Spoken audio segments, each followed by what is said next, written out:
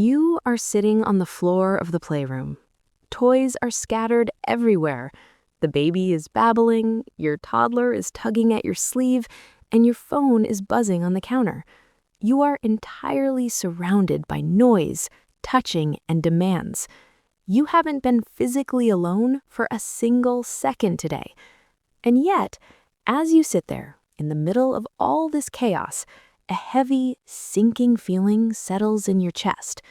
You feel completely, utterly, and devastatingly lonely. Does that sound familiar? You look at your partner who might be sitting right across the room, and you feel like there's an ocean between the two of you. You scroll through social media, seeing other moms smiling at the park, and you wonder, why am I the only one struggling to keep my head above water? If you are taking a deep, shaky breath right now because I just described your exact day, please let your shoulders drop. You are not broken, you are not ungrateful, and you are certainly not the only one feeling this way. Welcome to Everyday Mom Chronicles.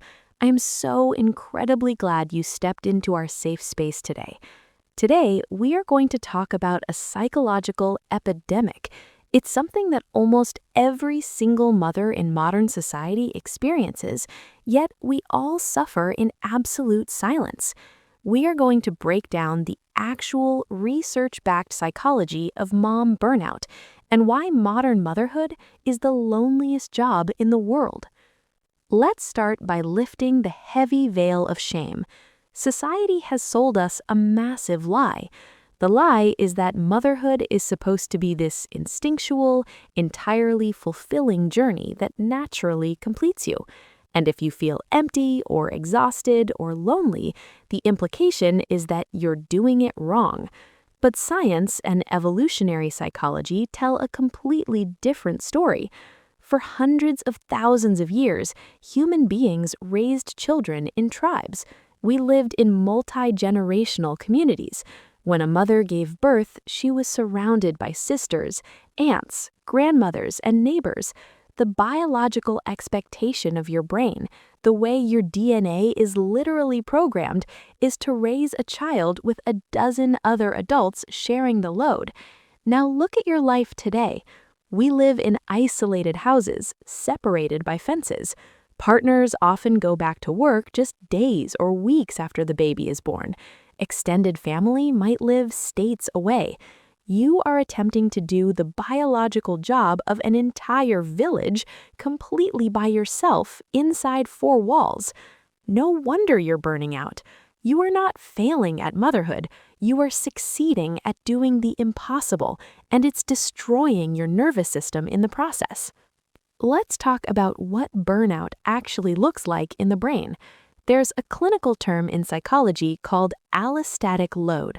This refers to the cumulative wear and tear on your body and brain when you're exposed to chronic, unrelenting stress.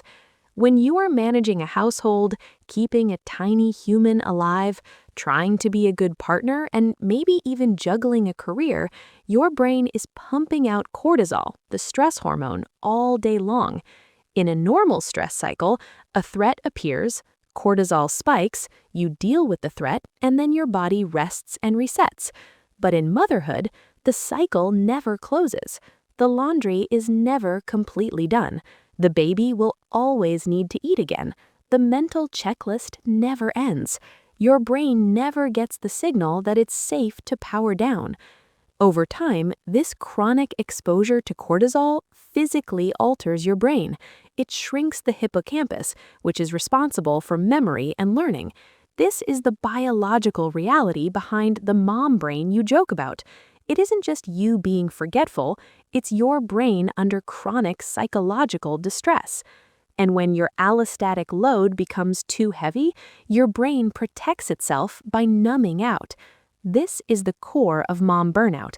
It's not just feeling tired, it's a profound sense of emotional detachment. You might look at your baby crying and feel a terrifying apathy instead of empathy. You might snap at your partner over something completely trivial because your emotional bandwidth is literally zero. This emotional numbing is where the deep loneliness creeps in. Because when you're numb, you cannot connect. You are physically present, making the snacks and changing the diapers, but psychologically, you're a ghost haunting your own house. I know this is heavy to hear, but understanding the mechanics of your mind is the very first step towards healing it. Let's talk about the invisible mental load. Burnout isn't just caused by physical tasks, it's caused by the silent, ceaseless management of your family's existence. You are the central processing unit of the house. You know that the milk is running low, you know that the baby has outgrown their size 2 diapers, you know that your partner's mother's birthday is next week. This invisible labor takes up a massive amount of neurological space. When your partner says, "Just tell me what to do and I will do it," they think they're being helpful, but psychology shows us that delegating is a high-level executive function. Having to assess the situation, break it down into steps, and assign a task to another adult is just adding more work to your exhausted brain. This dynamic breeds silent resentment, which is the ultimate fertilizer for loneliness in a marriage. So, how do we climb out of this? How do we cure the burnout and bridge the gap of maternal loneliness? First, you have to grieve the village you don't have.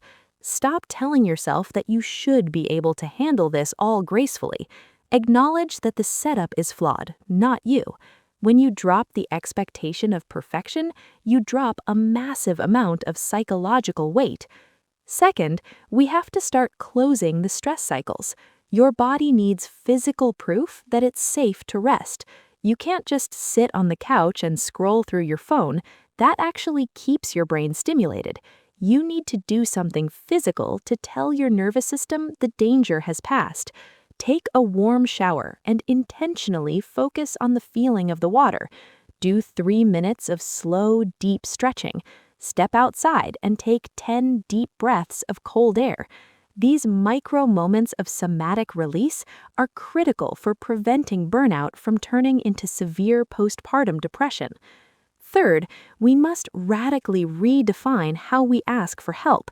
You have to stop waiting for people to notice you're drowning, because when you're highly functioning, when the kids are clean and the house looks fine, nobody knows you're drowning on the inside.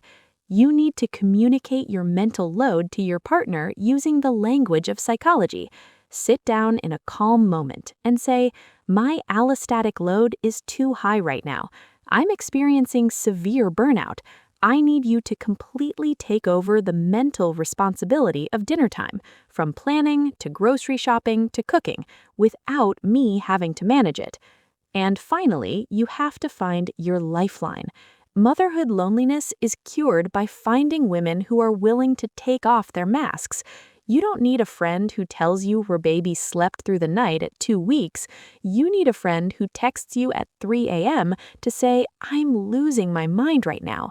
If you don't have that in your physical life yet, let this channel be your starting point. You are going through a monumental identity shift. Matrescence is a beautiful, messy, and exhausting rebirth, but you are doing a magnificent job.